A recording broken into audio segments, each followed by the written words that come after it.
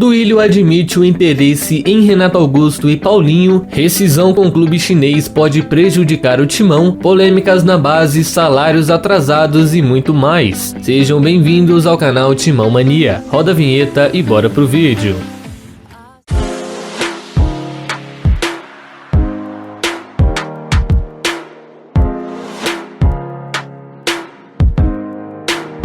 Fala aí, fiel, tudo certo com vocês? Bom, a segunda quarta-feira de julho mal começou e a torcida corintiana já fez um novo barulho para a diretoria do Timão. Pois bem, segundo o site do Globo Esporte, um grupo de torcedores corintianos pendurou uma faixa de protestos na sede social e em frente ao CT Joaquim Grava nesta manhã, mirando principalmente na diretoria e na comissão de ética do Timão. Porém, diferentemente dos outros protestos, dessa vez não houve nenhuma gritaria, cantos ou torcedores presentes no local para protestarem juntos. Apenas faixas estendidas e frases do tipo: muito dinheiro e pouco futebol, né? Vai entender aonde tem muito dinheiro. Renovação e transparência, inimigos da fiel torcida. Basta. Contas reprovadas e agora conselho de ética. E pois é, né? E agora conselho de ética? E agora presidente André Negão? O que vocês vão fazer com o Andrés? Bom, protesto feito, recado passado e missão concluída. Na noite de ontem, o ex-presidente do Corinthians, Alberto Dualib, acabou falecendo no Hospital Santa Catarina, em São Paulo, aos 101 anos de idade. E dessa vez não foi por Covid ou alguma outra doença, e sim causas naturais. Pois é, né? 101 anos não é pra qualquer um. E apesar do histórico dele não ser lá dos melhores por aqui, eu lamento muito sua morte e desejo força aos amigos e familiares dele. Lembrando que a pessoa Alberto Dualib e o ex-presidente Dualib são pessoas muito diferentes, e por isso eu fiquei meio assim quando vi alguns corintianos falando que ele demorou pra morrer, que nem o pessoal lá de baixo queria ele, que agora ele está sentado no colo de não sei quem, enfim. Cada pessoa pensa de um jeito que acha melhor, mas a empatia que é bom nada, né? Bom, por fim, só cabe ressaltar aqui que pelo Corinthians ele ficou no poder por cerca de 14 anos, de 93 a 2007, estando presente na conquista de 5 campeonatos paulistas, 3 brasileiros, 2 Copas do Brasil, 1 Rio-São Paulo e 1 Mundial de Clubes da FIFA, somando ao todos 12 taças em 14 anos, né? Então, descanse em paz, Dualib, e que Deus o tenha.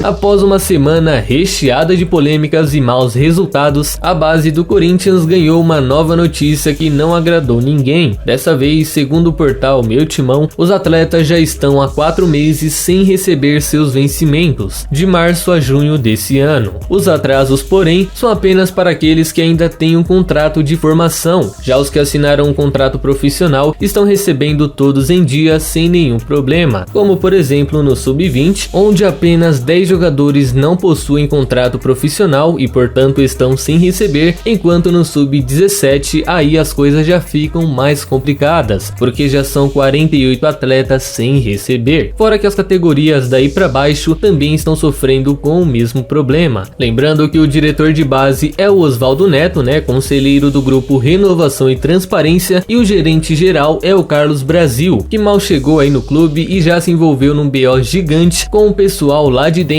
e com o Vasco, onde estava até então. Ou seja, fiel, esses resultados aí do Sub-20 de 6-0, 4, sem dúvidas, estão ligados a esses problemas fora de campo. Então, só motivos de comparação, eu sei que é até difícil falar isso, mas como o perfil Base Corintiana falou, um salário do Renato Augusto hoje pagaria não sei quantos meses de todas as categorias de base. Então, fica aí a reflexão.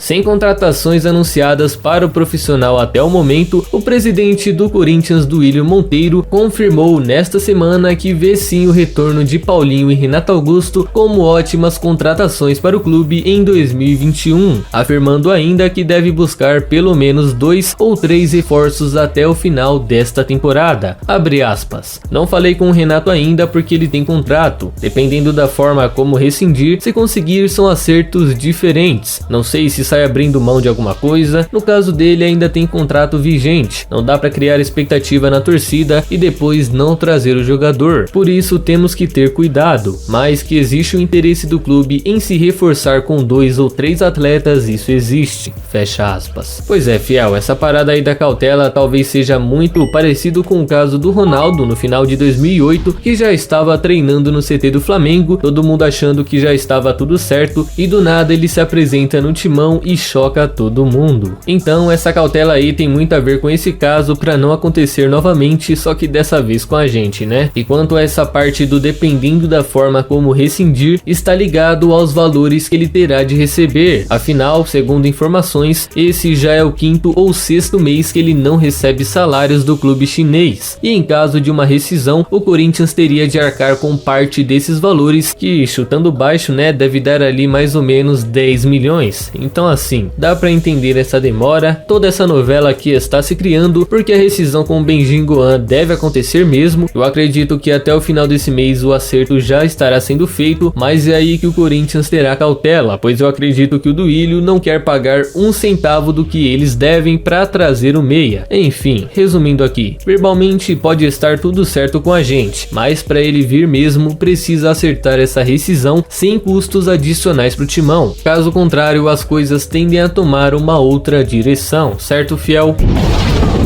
Bom, continuando nessa dos reforços, eu vou falar agora do volante Paulinho, que eu não cheguei a citar detalhadamente na notícia anterior, mas o presidente também confirmou o interesse. E bem, esse interesse é diferente do Renato, porque mesmo o Paulinho já tendo acertado essa questão da rescisão para ficar livre no mercado, as coisas não andam muito bem entre ele e o nosso time. Afinal, até alguns vídeos atrás, eu anunciei que o Grêmio seria a equipe no Brasil que ele deveria fechar no futuro, muito por causa do Felipão, né, que ligou para ele e ele também respondeu que adoraria trabalhar com o professor, enfim. O problema é que, segundo o portal Meu Timão, o desejo da esposa dele seria de morar na Europa, e após contatos recentes dele com a diretoria, isso se confirmou ainda mais, porque ele deixou claro que a médica Vivian Pereira, sua esposa, pretende voltar ao velho continente junto com seus filhos gêmeos, e por isso um acerto com equipes aqui do Brasil se tornaria ainda mais complicado de acontecer.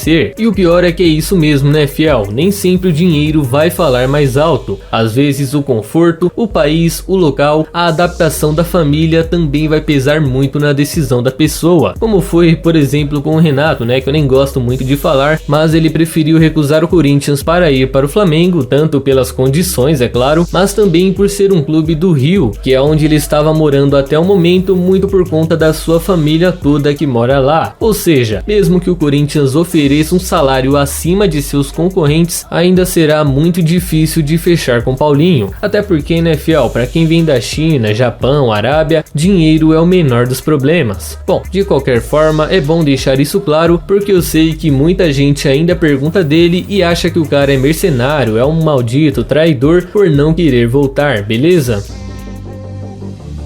Por hoje é só, fiel, mas fiquem ligados, amanhã estaremos aqui novamente trazendo mais informações do nosso timão diretamente para vocês que estão ligados aqui no canal. Então fiquem com Deus e até a próxima, vai Corinthians!